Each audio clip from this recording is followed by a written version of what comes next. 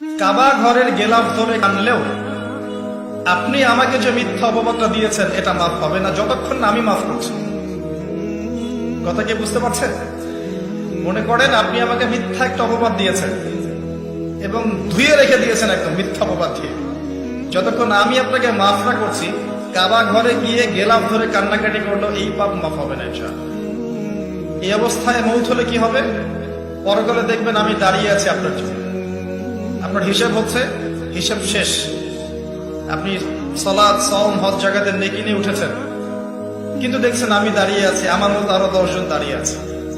ওই 10 জনকে আপনি গালি দিয়েছিলেন, অপবাদ দিয়েছিলেন, তাদের গীবত করেছিলেন, তাদের সম্পদ বা সম্মানের হানি করেছিলেন। এখন কিয়ামতের মাঠে আপনার নেকি দিয়ে এই ঋণ শোধ করতে হবে, অন্য কোনো অপশন নাই। আর যদি নেকি শেষ হয়ে যায় তখন কি হবে? তখন আমার আমলনামা থেকে কিছু গুনাহ আপনাকে নিতে হবে। আল্লাহ